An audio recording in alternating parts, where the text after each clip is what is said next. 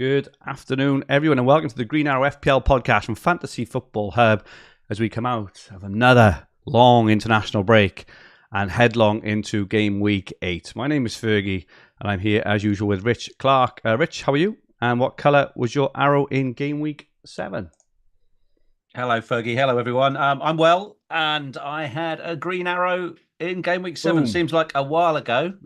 Into the top 2.5 million. Hey, massive 700k rank rise. You wouldn't sniff at that normally, would you? But it was certainly a better week than the previous wildcard week, where we came away licking our wounds, didn't we? Straight after the last licking windows week, and yeah, we didn't just set up for 1 week though, Fergie. It wasn't a free hit; it was a wild card. So it started to pay dividends. I think people, if I can remember back, people who were brave enough to captain Saka with the real winners last week. What a move that was! Yeah, so two successive Haaland blanks have kept the really big scores down. But at least we have Saka, and so he was really the big returner.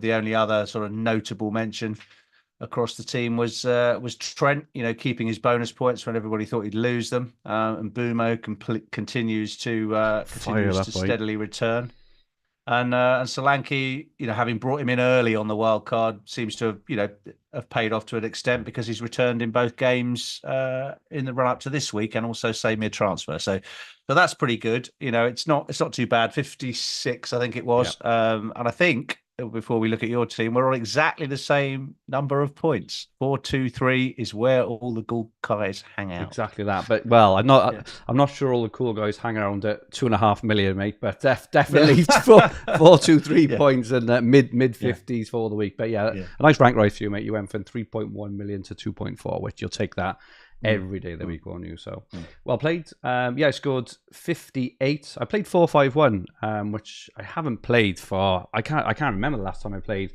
4-5-1, but heard Lewis assist 4 points. Trying to look at the differences between the team, really. I think the difference maker, I benched Chris Wood, which was annoying, but away to Chelsea. He blanked the week before an easier fixture. It's just one of those things that's really annoying. But I did have the leak on Luis Diaz not starting at 10-11 or 5-11.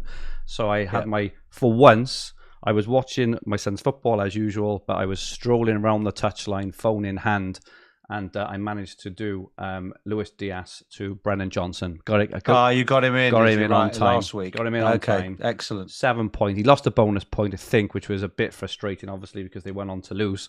But I'll take that all day. I wanted him in. I'm not sure if he's risen in price. I thought he might have over the break.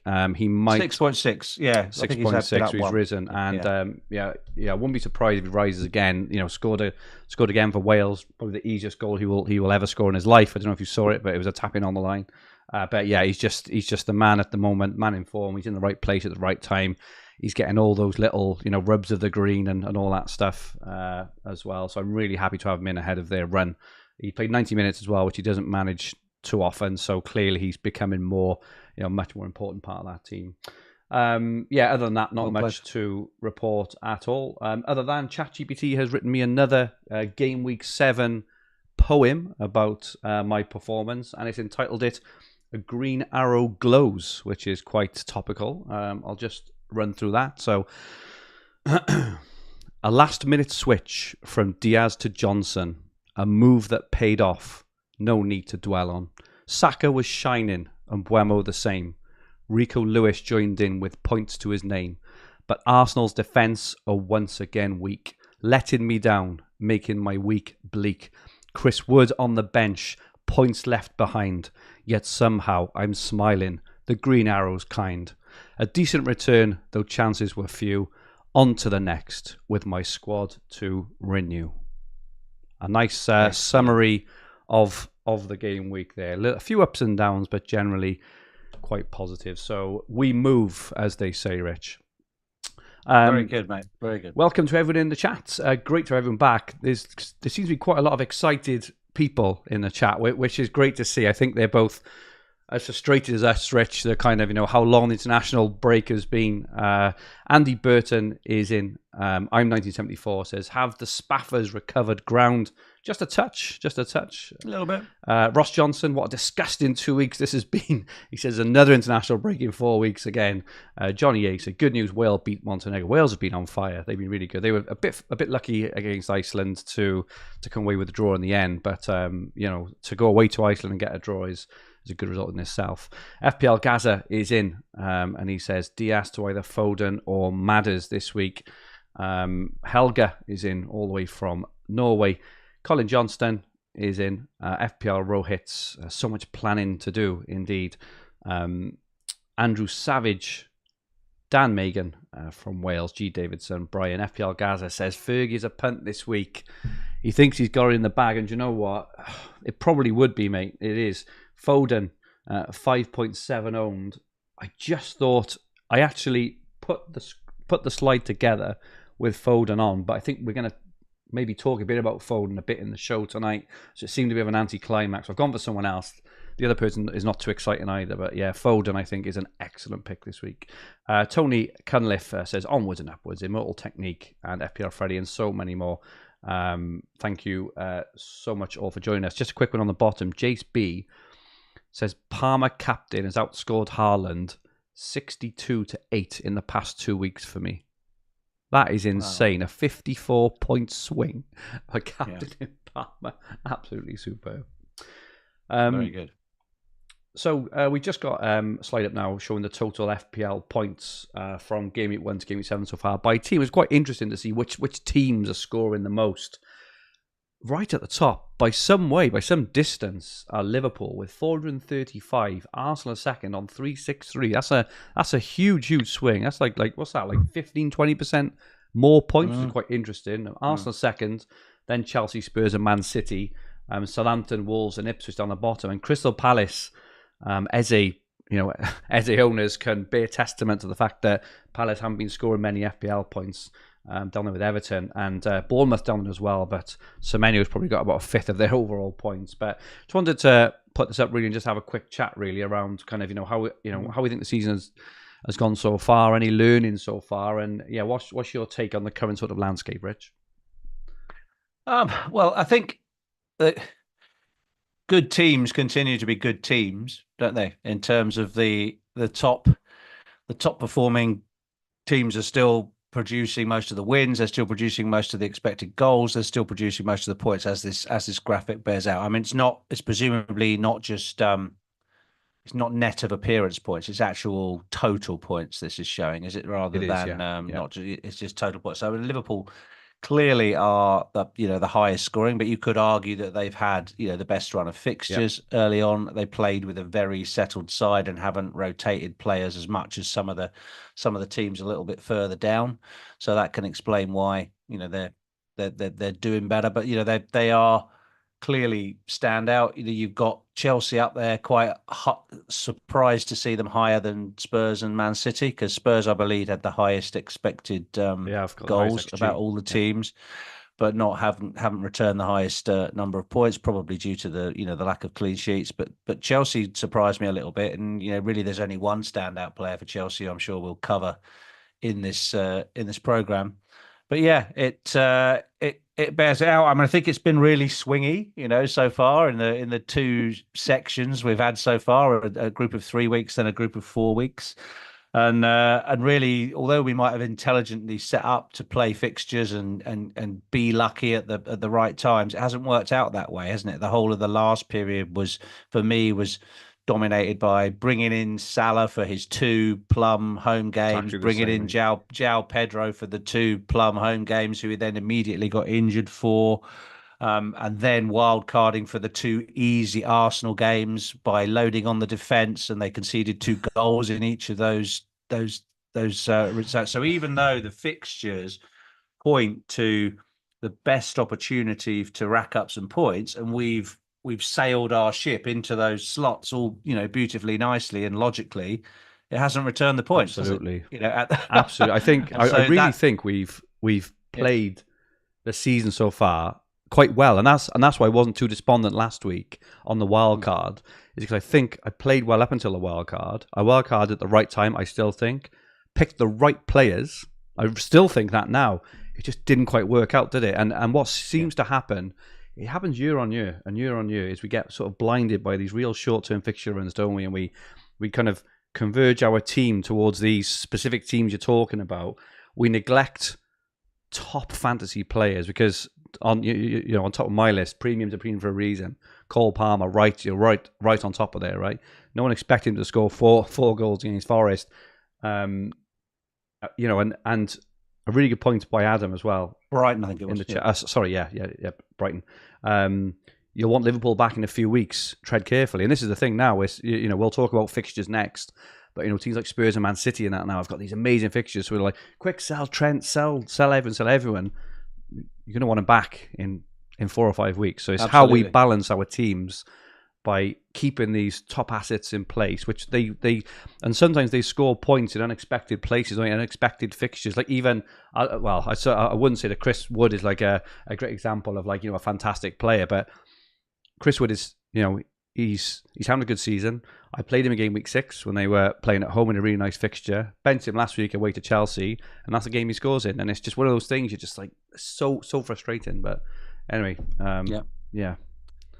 I think it's. I mean, look, we've talked about it a lot already, but the pricing is making the game harder, which is good. Fantastic. It doesn't mean we're getting loads of FPL points, but the pricing makes it difficult. And as we're seeing wild cards now played this week, perhaps in game week 10, perhaps in game week 12, the prices are rising, and it's becoming harder and harder to get that 3 premium setup that people are sort of tending to drive towards. And the markets are just starting to slow down as well. There was a lot more price increases in game week 6 when people were wildcarding than there were, or so far in this window. It's been quite a quiet window for price changes compared to 2 weeks ago.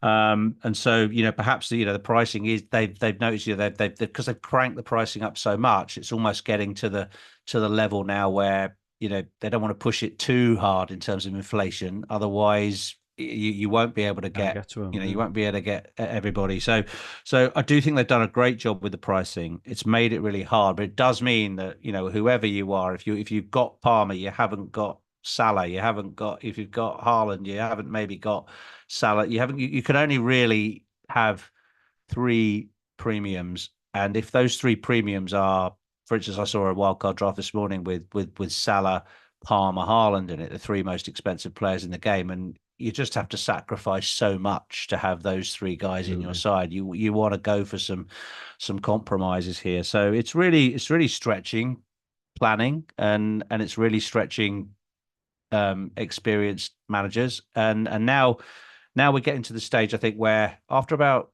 7-8 weeks, ranking does start to make a difference. You have a good week and you shoot up 1 million places, but those weeks are starting to run out. You'll find that you only go up maybe 200k if you have a good week. Right. And all of a sudden it's like you're not getting that million jump, and all of a sudden it's like, oh, I've got to set in for the grind here now through the long winter. And so we need to get our teams right fairly soon, mate. Otherwise it's going to be a long hard slog into that top million. Indeed.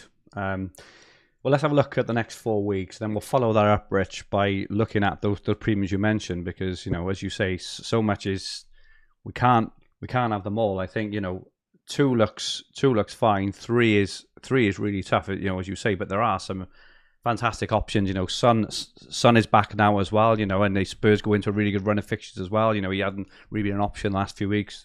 Through injury and and prior to that form. But yeah, Spurs top the ticker for the next 4 weeks. Spurs with the highest XG in the league. Spurs who are creating chance after chance after chance. Have got 4 or 5 probably players, real options now moving forward.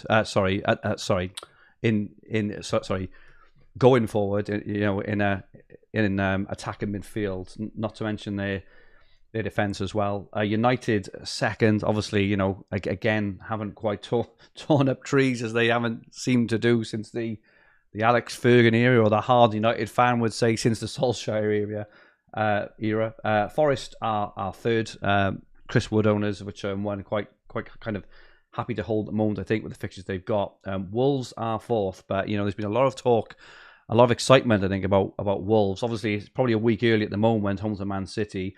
But from next week, game week 9, Wolves go on a quite extraordinary long run of fixtures. They've had such a hard start.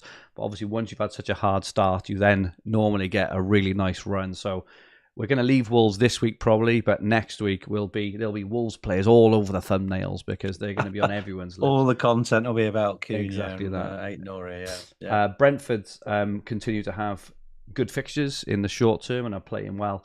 But down the bottom, Bournemouth. I'm a Semenyo owner, as are many others. You can kind of play him, but he sort of did his job, didn't he, for like a week or two. Arsenal at the moment down the bottom as well. They've got some tough fixtures coming up, as have Chelsea as well and Villa. So Palmer, Saka, Arsenal defence, Watkins, all these sorts of players. They're at the moment for the next 4 weeks between this break and the next break. They haven't really got the fixtures there. So I suppose the question is, Rich, what we've just talked about, right? Do we sell Saka, Palmer, Watkins, and just basically load up on all the Spurs and Man City and United and things on Wolves, or do we balance it out? I think I don't know how many free transfers you got. I got 3 this week, so I built up 3. Have you got 3 or 2 as well? I was going to have 4, but I did the Diaz to Johnson last minute. Yeah, exactly. Yeah, so we got 3 each. That's a nice position to be in. But to me, it feels like I don't need to go out and spend them all this week. Exactly that. That's how it feels, because actually, it's about timing, and to an extent, you haven't quite run this slide onto game week 12, because that's when perhaps we need to be thinking about our medium-term plans, because I think everybody, or not everybody, but the field, if you like, will all move towards a kind of Saka, Palmer, Haaland setup absolutely on game week 12. So if you're thinking about jumping off Saka and using a transfer to do that, perhaps moving him to Palmer, perhaps moving him to one of the Spurs mids this week, you're going to have to spend another transfer to get him back. And you're going to have to finance getting Palmer as well as that. And so for me, it's a different story if he's injured, right? If he's injured and Arteta, I don't think we'll get anything from Arteta personally, but if we do get something tomorrow that says, he's out for this game, then I think I'd sell him. I don't think I would just because you're not going to play that one remaining good game. I'd take a risk and I'd just bring Palmer early. But if not, I aim to keep him. I just think, well, I'll keep him through the tough fixtures. He's got a home game against Liverpool. Of course, he can score in that game. I'll just keep him, and I think maintaining that that nice position of having 3. If you've got 3+ transfers, you can pretty much do anything. You can pretty much get to anyone in 3 transfers. So you can therefore spend 1 transfer each week and keep having 3 transfers. And that kind of behaviour is how I would like to get into if injuries and suspensions allow that to be the case, because then you can remanipulate your team to get to any premium within 3 moves. If you got 1 or 2 in the bank, then it's not so easy to get there, particularly for some of these prices. So I do think it calls for patience in this particular period, which is actually should be to my strengths. But there will be people out there that think, "Oh, sod that! I'm not waiting for game week 12. I'm getting Foden in this week, and let's take on that. Wolves and Southampton." So there's definitely different ways to play it. It's just I think I'm of the opinion to play the long game.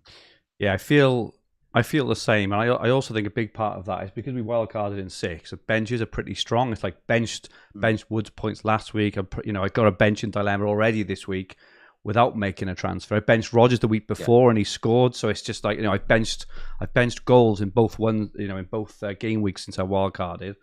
I'll probably bench points this week as well because I want to bring Solanke in this week. But if I do that again, I have to bench someone out of Rodgers or Wood or or someone like that. And we've also got I'm not sure if you got Lewis, Rich. I can't remember if you got Lewis, but I've also got a really strong back 4, and I don't want to bench any of them either. I've got Saliba, Gabriel, Trent, and Rico Lewis. So it's like it's really hard at the moment, And there was a bit of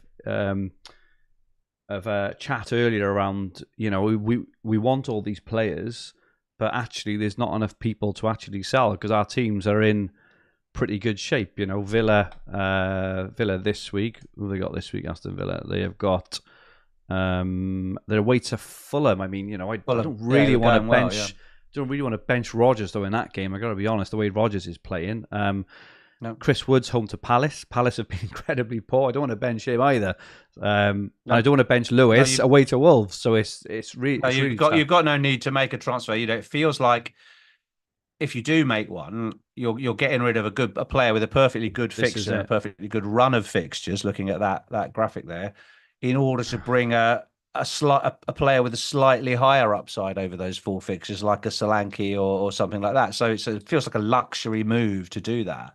And you'd be better off saving a move and having 4 next week, and then 5 possibly the week after or whatever, and then you can just keep rolling along, thinking, this is great. I've got 3, 4, or 5 transfers all the way up to Christmas, and if that's the case, then you'll be laughing. But on the flip side, I don't know. On the flip side, mate, you can get Foden in this week at sub 5% owned, which would just be insane if he kicks off in these next 2, which we know he's more than capable of doing. He had 2 hat-tricks last year against weaker opposition, I think. That's a season changer. And then all of a sudden we can go from I don't know, a couple of okay-ish players, Calvert-Lewin and bloody Semenyo, or if Saka's an injury doubt, just if Saka's an injury doubt, I think if Saka is an injury doubt, a real one, then Saka to Foden is going to be really, really popular. Just to you'll see a lot of people doing it. You'll see a lot of people doing it. It's that fight. It's that inner fight with yourself. Then on the discipline, the go out for a walk, leave your phone at home. Or just seeing all the leaks and rumors all over Twitter about you got to do it. If you don't do this, you're going to fall behind. You're going to get behind the curve, and it's really Foden so far, right? 166 minutes in total, on the season, in 7 weeks, no goals, no assists, in the league. So, it's a real, catching that moment he catches fire when he plays in the number 10 and has a fantastic game, and City go 5-6-0 against someone. You have him for that, great. You will go up, you'll fly up the ranks, but there's nothing to suggest that he doesn't miss one of the next 4 weeks. All these top teams, they've all got at least 2, I think, Champions League games as well. In that, in between those fixtures on the screen. That's a lot of games to get through, and I do think there will be some rotation ahead of some of these matchups, because they've got some big matchups coming up. I know Liverpool have, but City have also got some big games. So I'm not sure Foden's nailed as some of the other premium guys. So I don't think I'll be going there, but it does present an opportunity for people. Certainly. Just to touch on premium as well, we mentioned them earlier. We can't have them all. I've checked Trent in here as well, so I just wanted to. Well, you wanted to touch on Trent, Rich, around kind of whether he's worth it with these fixtures, what you can do with the money. If you did sell Trent and go down to a 4.3, 4.4, 4.5 million defender, you could probably potentially easily afford a third premium. So, what are you thinking on Trent and the premium options over the next few games? Yeah, I really like Trent as an asset. I think he's by far the best defender to own in the game, easily worth his money. But the issue, as you said, is most of us want 3 premium players in the attackers. Having Saka and Haaland or having Palmer and Haaland doesn't feel quite enough, going into that period of games up to Christmas. So you need a cash cow. So you either come down off your Solanke level striker, your 7-8 million striker that you've got there to a 4.5 in order to generate the money to go up to a Palmer, or you sell Trent. And there are plenty of 4.5 and below. In fact, likes of Aït-Nouri at 4.4, even Joachim Anderson now at 4.3, 4.3. As a high goal threat at central defender, nailed on for Fulham, good team, 4.3 million. That's going to give people the money in 2 moves to go from, say, Diaz to Palmer. So that's nice. That's a nice couple of moves that I'm eyeing. next week, not this week, because of the Liverpool fixtures. But yeah, it's certainly on my mind to sell Trent reluctantly. I think I'll own him again at some point, but I don't have enough cash cows elsewhere in the team to really look to do that. Look to do that Palmer move and still keep Saka and Haaland. So, although it sounds terribly template, and the template will be those three, it looks like I'll have to go there. Wow, interesting. Yeah, I think he's probably a prime example of someone. I probably haven't planned as far ahead as you, Rich, yet, as usual. But I don't think I'm planning on getting rid of him. I think I'd get rid of an Arsenal defender. Mind you, you've got Raya, haven't you? You've got Raya. So I've got Saliba and Gabriel. So I'd probably get rid of an Arsenal defender first, I think. But yeah, it needs some thought. Yeah, and if you've got a handful of transfers, that's going to be a lot easier for you to piece that almost 3 million together with a couple of downward moves. If you go Saliba to a 4.5 and then maybe, I don't know, Solanke down to a 5.5 striker, you can do it like that, and that you still have playing players. Cunha, yeah, you can get your extra million from Cunha and do it like that, and it's a three move. You're spending three transfers really to get Palmer, and again that has a price to it. It's like it might seem all right for that week you're in, but then you've skint yourself for transfers going into December. So it's all about how patient you are. I think if you've got off to a good start, and I know Gaz is making a lot of comments in the chat, and he's got off to a very good start. He's been sharing it with us every week on Twitter. He's flying, and he's already up there, so he can play very, very sensibly and cautiously. He doesn't need to stack transfers, although it sounds like he wants to keep going for it. So it's fine. I think we have to make some ground. Also, we've got to start climbing the ranks, so we can't be too cautious. Just be sitting there with five transfers at 3 million. And that's the thing, exactly that, mate. And that's my point. It's a tough balance. Look at this for a plan by FPL Fergie in the chat for next week. You'll have 3 free transfers: Trent, Semenyo, and Havertz for 8 Norrie, Foden, and Solanke. That is sweet, isn't it? Next week, they are really good moves. I think Trent is the kind of player for me that, because he's 7 million, and I know this is kind of an old-fashioned way of looking at things, but if Trent was a 7 million midfielder with the point potential he's got, he'd be locked in everyone's team, absolutely like Haaland-esque locked. And that's where I think about Trent now. Now that I've got him in, for me, unless he's injured or he loses his place, he's not going anywhere, because he has got the potential for a 12, 15 pointer most weeks, no matter who they play, Liverpool, because they have tightened up at the back as well. 2 we haven't mentioned yet. We haven't mentioned Salah. Obviously, Liverpool's fixtures do stiffen a touch, and Haaland. I think Haaland's probably nailed for the next few weeks, but the fixtures do turn, don't they, around the game week 13. They go away to Liverpool, and then they're home to Forest. They're not easy fixtures. So Haaland, maybe even Haaland at that point, could be a switcheroo back down. But I'm not a massive fan, Rich, of planning so far ahead, because by the time we get there, right, it's going to be the end of November. We're going into December. We're going to the Christmas period, and so much happens. Like, there could be an injury, form changes. There could be so many things. So it's just remaining flexible. It really is the key, and that is what having free transfers in the bank allows you to do. Be completely flexible and be able to jump on things at the right time. Just a quick look at transfer targets for this week then. We've mentioned a couple already. Foden right there, bang in the front. So you're not a fan. I do think it's one of those moves that I may have made a year or two ago, which I'm trying to avoid now. It's one of those where I try and get ahead of the curve, and then I get him in, right?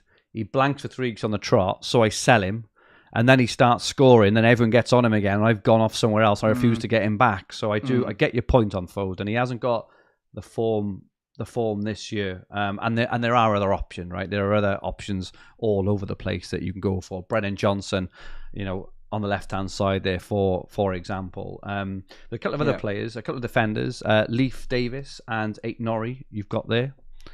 Yeah, I mean, Lee Davis has actually got some of the best stats in terms of expected assists and expected goal involvement amongst all defenders, not just 4.5 level defenders. But I got a couple in there because of the price point. I think, you know, as we talked about people moving off Trent or moving off one of the Arsenal guys to get some money for an upgrade. That's going to be a very popular move. Perhaps not, if not this week, then next week. I mean, Aït-Nouri has such a lovely run of fixtures. It's extremely attacking. We all expect Wolves' performances to turn a little bit. Perhaps we're overplaying it in terms of like the fact they're still down the bottom of the league. Their defense is not great, but you know, he is incredibly attacking. And for 4.4 million, he's on every wild card I've seen this week.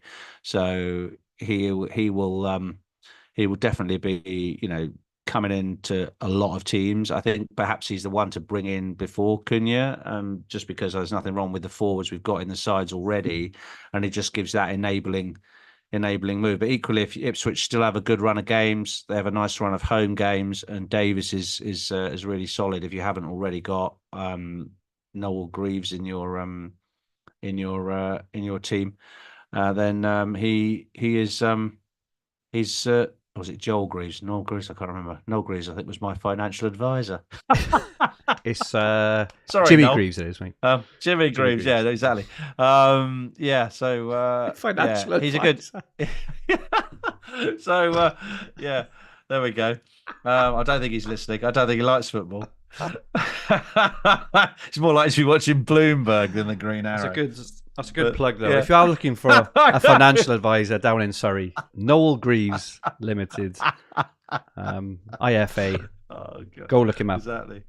Fantastic. Get you selling a pension any day. So there we go. Yeah, Davis, good guy.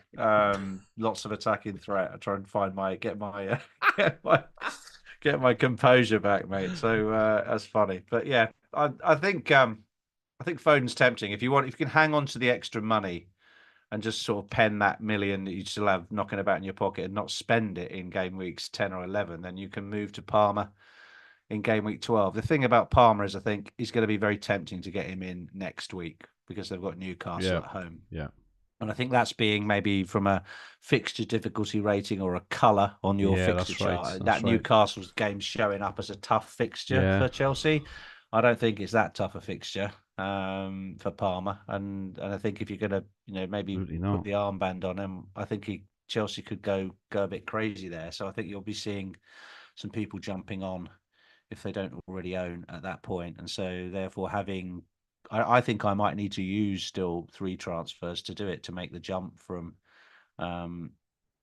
Diaz up to. You're set on Palmer, mate, aren't you? You're absolutely set on Palmer. I'm pretty set on him. Yeah, I think I'll probably move early because I've got relatively low team value. It's not too bad, but you know, let's face it, it'll be 11 million by game week 12 easily, possibly 11 million by the end of next week. And every time he goes up 0.2, you've got to find that from somewhere. I just think I'm not as convinced as you, mate. I've got to be honest. I'm not as convinced. I won't be getting him in definitely until 12 minimum, personally. Well, we need to differentiate our teams a bit, don't we? So, so yeah, no, Foden is taking a chance, but he's certainly worth a think. And Solanke on the right hand side. So I know you've got him already. I really like him. You know, everything points towards him having a really good run over this period. It's just again that question for me personally with my team, but you know, others obviously need to think as well is who are you taking out and can you squeeze him in and who are you benching, because I'll have to bench a good, you know, a really good player, but I really like him for these next few. I think he's I think he's found his feet now. I think he's settled into the team. Son and Brennan Johnson either side of him, Maddison and Kulusevski in behind. I mean, there's just goals there. There's goals in that front five everywhere you look. So yeah. Really so is he likely to be someone you're bringing in this week? I think so. Unless I've got a crazy benching headache, but I think I'd rather play him ahead of Rodgers week to Fulham. Fulham have looked good. They've looked good, you know, as a unit. Pretty good defensively, and he's just he's one I want. And I'm a Spurs fan as well. I'm sick to death of watching Spurs, and when they score, going, obviously cheering the goal, but then my second thought immediately is, I haven't got him. He's highly owned. And to have Johnson and Solanke going into a good run of fixtures where they're highly likely, one of them is highly likely to be involved in most goals they score, and sometimes both of them will be involved. I like the sound of that. So I'm glad I got on Johnson early, because it doesn't sound like you're going to get on Johnson. I might do. No, he's in my mind. It's my thoughts. Okay. But yeah, we will. Yeah, it's just the double up. It's whether you go for the double up or I like it. You just stick with some, you stick with Diaz. You give him one more game, but then you've got, there's always it feels like to me you're swapping a guy who knows going to come off after 70 minutes for another guy who probably will come off after 70 minutes. I mean, I think Johnson will start the game, but he does tend to get hauled off around that 70-minute mark as well.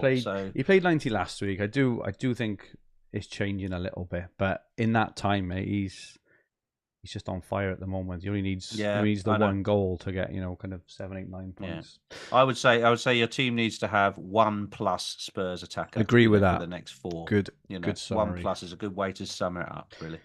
Looking at predicted points for the next 4 game weeks is the period we've just been looking at. Haaland is top, 32.8. Salah just behind, 30.6. Palmer is next, 27.8. Saka 26.8. Son, we've got Son back to full fitness now, 25.4. We haven't really mentioned him much yet. Foden 24.3. We've only got him down as about 75 minutes as well. Like, so good at the fixtures.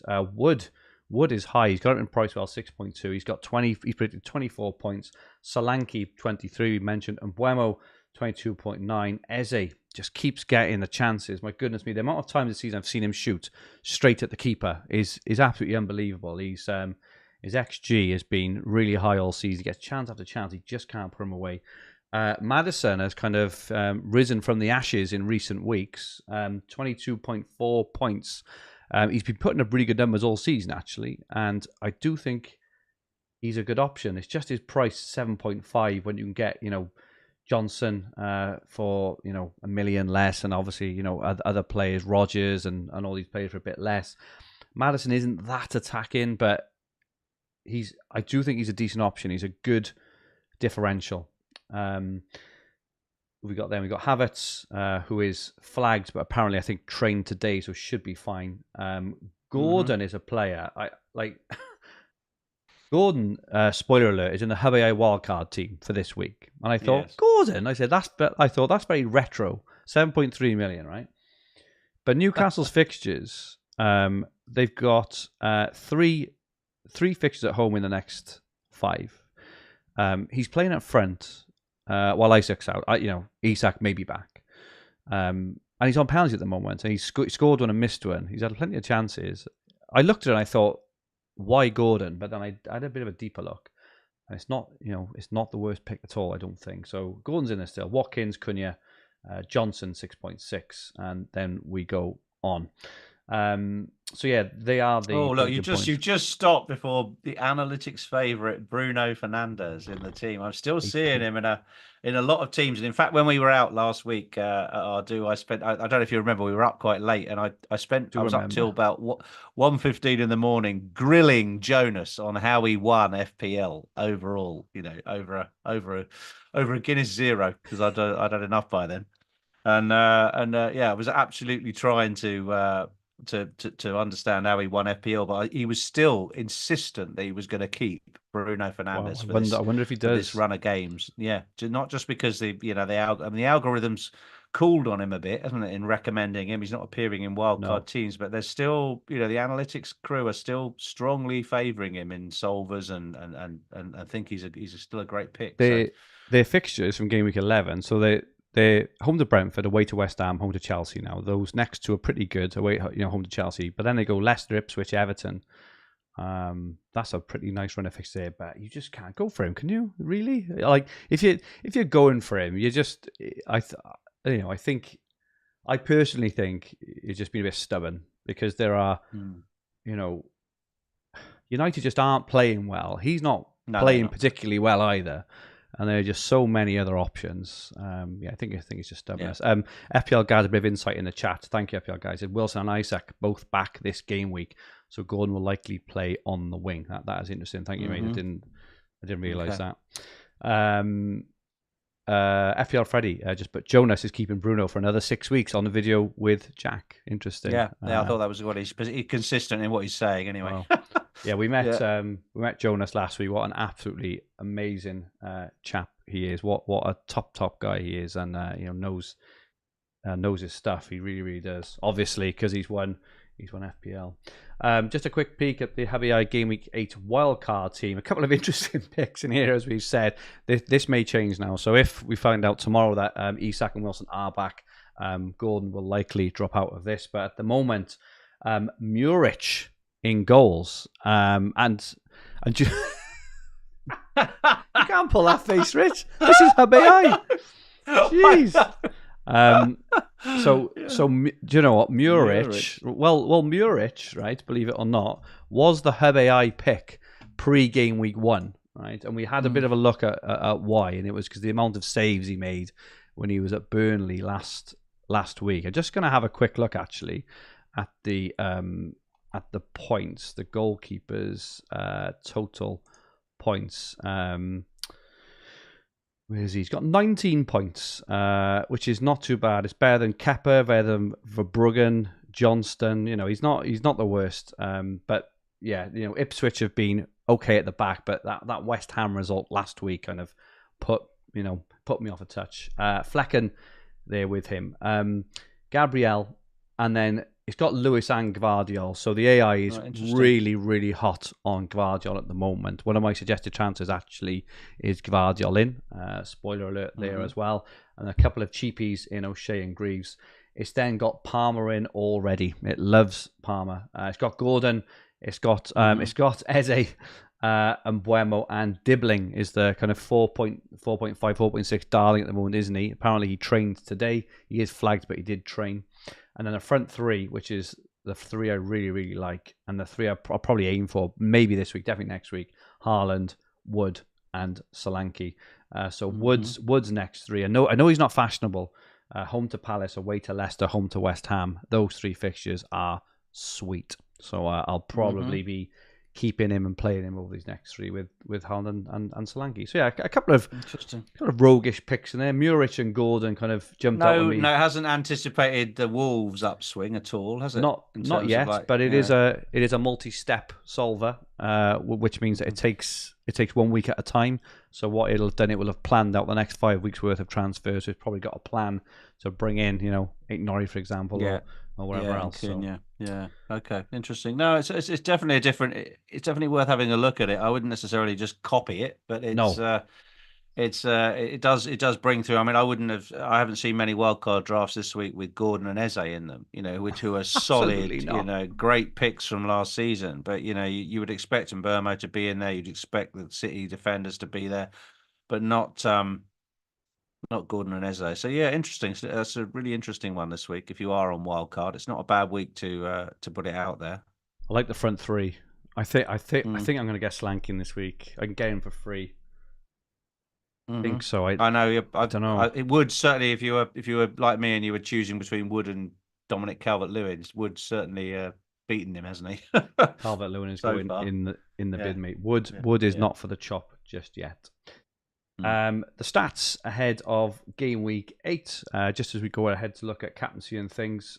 Top predicted goal scorers this week are Man City, 2.14, obviously away to Wolves, and then it's Spurs, 2.06, and Liverpool against Chelsea, 2.01. So they're the top 3 teams to target this week.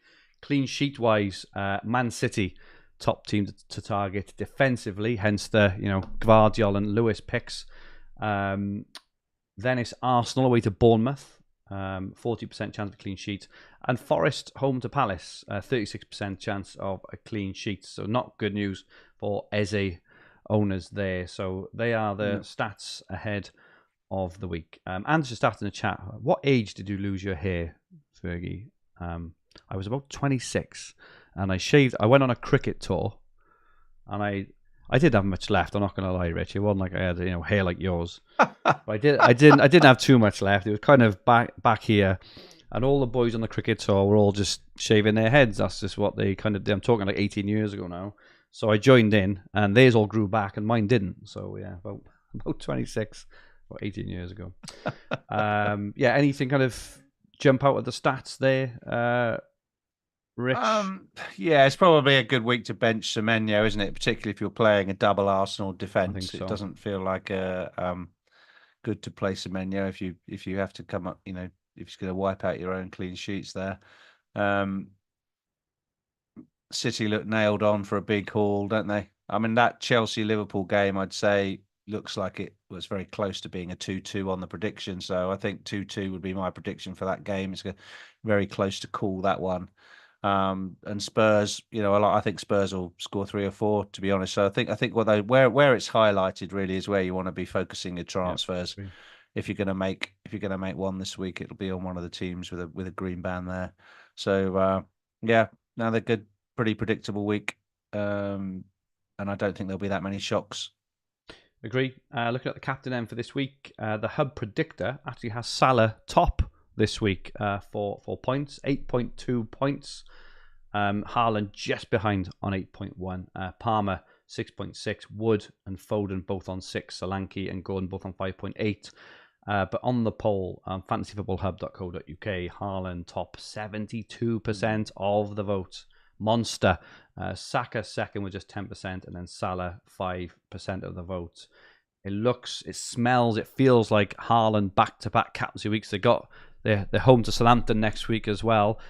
But off the back of 2 blanks, does that concern you at all, Rich, or will it be Haaland all the way? No, not really. I think you're seeing quite a few people who are on sort of no Haaland strategies. I think they'll be very brave if they continue with that through the next 2 games. Remember, they've got Southampton next week at home. So I think if you haven't got Haaland, this is the week to get him in and just bank your gains from the last 2 weeks. Don't get too cocky with it because winter is coming for you if you don't get on. If you don't get on him soon, I do think that I do think he's going to be back to at least a couple this week. At least a couple. Wow. At least a couple. Yeah, that's a lot. Yeah. I mean, the team. As we haven't really talked about it, but there is a chance to wheel out the spaffometer again next week, isn't there? Because he's got Southampton triple at home, captain. We've still got our triple captainships, Fergie, and it could be time to use it. Is it the Carabao the week after? I think it might be against Spurs. Let me just check. In which case, you'll get a rest. Man City. Yeah, it is. They've got. So after the. God, you know what? Haaland could go absolutely mental these next few games. He's got Wolves on the weekend. They're then home to Sparta Prague midweek, who they should absolutely batter. They're home to Southampton on the weekend, and then they've got Spurs away in the Carabao in the EFL. Yeah. So I can't see. I say that I probably can't see Haaland playing in that game, but I say that they haven't got a hard run. I do wonder, if anything, mate, whether Haaland might normally field quite a strong side in the he does. Cups, and also Tottenham need to win a bloody trophy, mate. You can't afford to take it. Well, according to Ange, we are winning because it's his second season. But I wouldn't be surprised potentially, Rich, that Haaland gets a couple of early sort of bring-ins off. That tends to happen, don't it, in this kind of run of fixtures where City are winning 3-0 after 60-65 minutes. So I wouldn't be surprised for a couple of early pulls, but we will see. Yeah, Haaland for me for these next 2 weeks without any shadow of a doubt. Easy one. Fergie is a punt for game week 8. I did have Foden. I actually had him on there. I just thought I knew we were going to talk a bit about Foden, so I didn't want to talk too much about him on this one as well. This one again, it's not tremendously exciting, but it's someone who's going to go under the radar. We haven't really mentioned him so far in this pod, but he's played 5 times so far this season, 2 goals, 2 assists, 7 shots, 4 on target. Pretty good XG, pretty good XA. He's only 4.3% owned. I mean, he's an FPL legend. His team are absolutely flying. He's been out for a couple of weeks, but he'll be back. If he's fit, he starts 100%. Captain of the team. And I can't help but think that Heung-min Son is flying under the radar at under 5% owned. So if you are looking for something just a touch different, I think Son. Well, I mean, Son. He's FPL folklore, right? He's hat trick material. He is an absolute top player. He could be on penalty still. We don't know. Or Solanke. That front five at the moment, mate, I really do fear for teams who run into that, because I do think that Spurs are going to put some serious goals past quite a few teams, both in the league and I think as well, Europe. he's such a good finisher that he has to improve both Solanke and Johnson's chances of returns by being on the pitch. He makes them better. So the fact that he's back, just whoever you choose this week, whether it's Solanke, Son, or Johnson, they're all good picks. And he could quite easily outscore Palmer if you wouldn't want bringing someone in for 4 game weeks and then moving him on. Absolutely. And you've got most of the money there, then, haven't you, as well? So it's a good shot. It's a good shout, mate. I like him. Yeah. I really do think it's not very often that we get to have Son in the Fergie as a punt, especially when they've got this run of fixtures. Sleeper showdown, Rick. You wanted to add this, so we joined.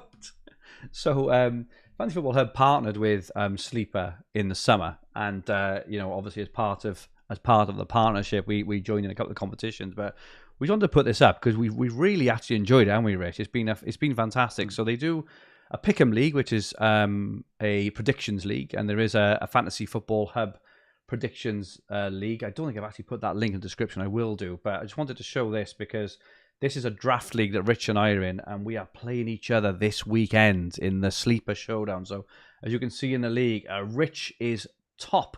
He is 4-0. 4-0. And I won my first 2, and I thought I was absolutely flying. I thought, this is going to be easy against this lot, against this rabble. And then I've lost my next 2. So yeah, it's not good, but I'm confident this weekend. But according to the Sleeper app, I've only got a 46% chance of winning against Rich, and Rich has got a 54% chance. So just running, amazing. It'd be interesting to see what the chat thinks about who's got the best team, because I think I've got the best team. I'm sorry, but so I've got Martinez, Shah, Gabriel, Romero, Dallo, Foden, Tielemans, Salah, Fernandez, Evan Nielsen, okay, and Nicholas Jackson. That is my 11 there, which I think is pretty decent. And Rich has got Onana, De Ligt, Gvardiol, Porro, Trent. Strong defence, Rich. Paqueta, Kovacic. I mean, that's the reason you won last week. Bloody Kovacic brace. I don't think those... Beat Haaland. I don't think those... I was up against Ollie. Ollie Poole, our editor, had Haaland. Oh, that's right. And Kovacic braced. I think the only times that Kovacic and Brace have ever mentioned the same sentence is when he'd done his knee in. I know. Garnacho, Delap, Jimenez and Watkins. I can't have it, mate. So yeah, I'm up against you this week, and I think on paper it's you all the way, isn't it? With the likes of Salah, Fernandez, Foden, etc.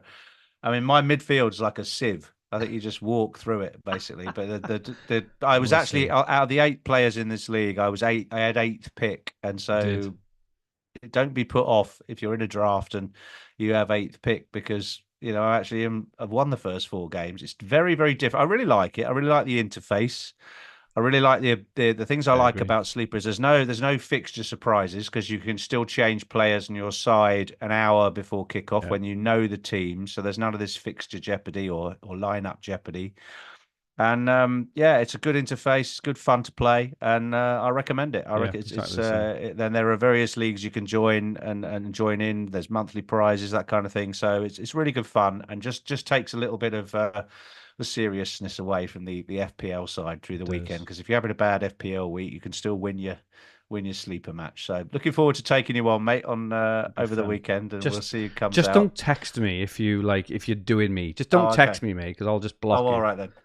Okay, fair enough. But yeah, download the Sleeper app. It's really, really good fun, and that prizes for the Hub League as well. I think it's PlayStation 5. Like every month we're giving away or something. It's crazy. So anyway, we've got your FPL team for the week up, Rich. Calvert-Lewin, pride of place up front. But yeah, do you want to run through your team? I will, yeah. I'm going to play Calvert-Lewin this week because he's away to Ipswich. So I think for the benefit of people listening rather than seeing the slides, I've got Raya in goal. I'm going to play Gabriel at the back, Trent at home to Chelsea, and hopefully Rico Lewis will play. as my third defender. I believe Mikolenko is back in full training. At the moment, I've got him last on my bench, but I might put him above Jacob Greaves, not Noel Greaves. The IFA. And bring my IFA on as a sub. And then a midfield of Saka, hopefully he's fit, Burmo, Rogers, and at the moment I will play Luis Diaz and bench Semenyo. So sorry, that's last week's team we got up there. I'll bring Diaz in, but he is my potential transfer out this week. I'm very happy with the forwards. I've got Solanke in already from the wild card, and Haaland will be the captain, as we've talked about. The transfer I'm thinking of making is Luis Diaz to Brennan Johnson. That's going to be my most likely move to double up on the Tottenham guys. That might mean our teams are identical again. But I think there's just different ways of getting there, right? You got Johnson last week reacting to the Diaz benching, so you're up on that deal. I just benched Diaz and rolled the transfer. So we're all arriving at the same place, basically. I think Johnson's great value at 6.6. The only issue I have with it slightly is it just creates a big money jump up to Parma. I'll have to find 4.2 million to move him on to Parma, or I'll have to move someone else onto Parma, and I don't really want to lose any of the other players. So there's no easy route to Parma without quite a lot of rejigging around the team, and it will probably take 3 transfers to get there. So that's sort of my slight reticence. Otherwise, it's make 2 moves this week and sell Trent and bring in Foden or Son or Palmer.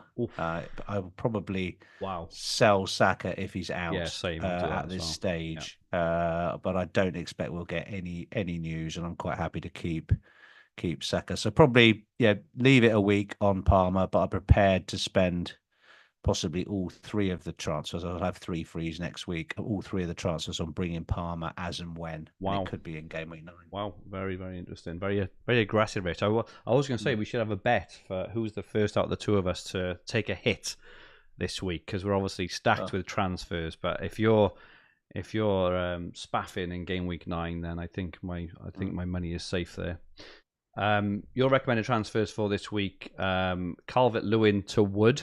Really fancies Wood, and Luis Diaz to Gordon, as we mentioned earlier, though Gordon's stock will drop tomorrow if Isak is confirmed as saying we'll take a bit of pens off him and alter his position as well. So but yeah, there's a host of other players. Brennan Johnson obviously. I think I might need to I quite likely will sell Calvert-Lewin, but I quite like I like Jimenez. I mean, there's been some talk in the chat about Jimenez.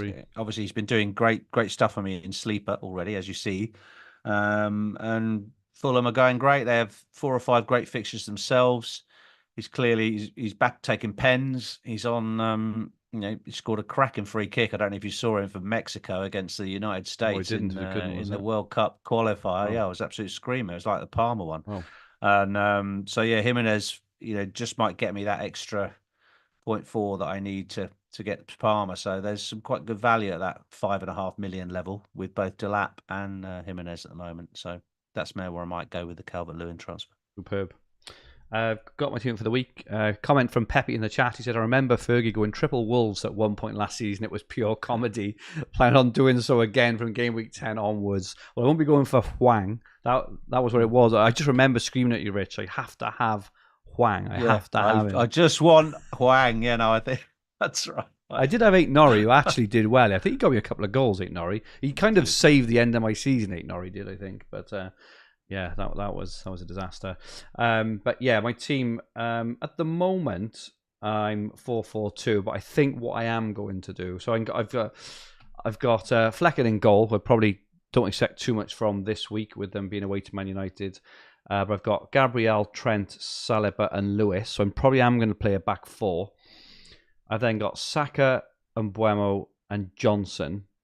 I'm playing Rodgers at the moment, and I've got Wood and Haaland, and I've got Semenyo and Calvert-Lewin bench. But I think what I might do, I've got 2.5 million in the bank. That was a bit of the change I had from doing Diaz to Johnson. So I think I'm going to do Calvert-Lewin to Solanke, and I think then I'm going to bench Rodgers, which may come back to haunt me, but away to Fulham I think is a tough old game. So I think I'm going to roll out a 4-3-3. A quite, even though I've got a fairly template team, a slightly unconventional looking 4-3-3 with a double Spurs. Yeah, you're going to bench Rodgers and Semenyo. Yes, I think so. That's the reason why. Well, I say that I'll put Rodgers first on my bench, but with Saka, even if Saka's injured, I'll probably make a move. I probably will. But because I have such a strong bench, because I'll have those two on my bench, I don't think it's massive urgent need to kind of knee-jerk things around. And this is what I mentioned about, earlier, having a strong bench. It can be a gift and a curse as well, because I'm always scrabbling around. I'm lucky I've got Greaves just kind of planted in 14th place in my team and Fabianski, but I am rotating points. Still playing. I mean, Greaves got a good fixture this week. Everton at home. It's decent. I mean, he's very playable this week, so you could go 5 at the back, mate. And bench boost, bench boost, mate. Boost. We got to use one of these chips at some point, haven't we? So it's not a bad bench boost, is it? Definitely. My recommended transfer this week: Calvert-Lewin to Solanke, which I will be doing. I think I'm pretty set, unless we hear anything kind of dodgy. And Saliba to Gvardiol is the other recommendation. Like I say, the AI does really fancy Gvardiol. I think I'll play Saliba this week. But that may be a move potentially I look at next week. I'm not sure yet. Or maybe Saliba down to 8 Norrie a week early, just to release some funds, as I say, to potentially get up to. So you're planning on sort of tiptoeing your way to Palmer in sort of game week 12 by just acquiring the funds. Are you? Is that what you're doing? I'm not massively excited, probably completely wrongly, but in game week 12, Leicester, Villa, Southampton, they're decent, but I don't really like planning so far ahead. I really don't. I just think Palmer before game week 6. I think both of us went on record on this very podcast saying Palmer's underperformed. He's not going to be on our wild card, and all of a sudden he bangs in 4 goals and then gets an assist, and now he's a must-have. I'm just not convinced. I definitely prefer to play fancy football a little bit more. Just leave myself flexible. Just leave myself a bit. Just. Because I'll be using one transfer every week, I'll have 3 free transfers. So it means at that point I can either get out of any. You can get out of anything. Exactly, I can make the decision or not. I can do Trent to someone and get Palmer in. But I'm not gearing my strategy around getting Palmer in. I think I'm gearing my strategy around getting the players that I think are going to score well in the short term, but hopefully just using one transfer a week for the next few weeks to give myself just that kind of uber flexibility. And it's funny actually, because it does lean itself towards my strength in other formats where in games like Sky and Telegraph and stuff, we're used to holding transfers back and being disciplined. I'm not used to it in FPL, so it is kind of it'll hopefully lean. Well, that's one of the. We always said that, didn't we? We said at the beginning that with these rule changes, although the Sky game is no more, it will give Sky players playing FPL, it will appeal to them, and it will make them better players, because they'll do better as a result of this rule change, I think. And I know myself as well, and I know as soon as I get rid of these transfers, I'm going to find it really difficult then to not. And I haven't got a good rank. That's the difference. If I'm in the top 50k or 100k, I'll be fine. But if I'm at 1 million still, and I've run out of free transfers, I'll just end up, go into what I usually do, which is into a series of hits and punts and early chips, and then get myself to a point where game week 30 where I'm just in a complete and utter mess, and I'm relying on Ryan Norrie to save my season. A good podcast. It does for you, mate. It don't for me. Everyone else really enjoys it, and I'm here coming on thinking, exactly. I've got to go now. I've got to go to show 15,000 people what an absolute prat I am. I've got already played my wild card. Exactly. It's game week 27, and I've got 3 Wolves and 3 Bournemouth players. Did I end up in that position? and they both blank, and both teams blank next week. Yeah, that's great. And then they all got injured. I think 3 of them got injured in 1 week. Senesi got injured and Hwang got injured. And it was just absolute shambles. And that's a position. Even though everyone else wants me to get in that position, I don't, because I want to have a half decent rank and enjoy the end of the season. Anyway. Very good, mate. Very good. But that is it from us for this week. Thank you so much to those who joined in the chat. Great to have you all back with us. Those who will watch it back and those listening on the podcast version, your support is very much appreciated. Rich, thank you so much. As usual, where can people get hold of you? At Rich Clarke FPL on X.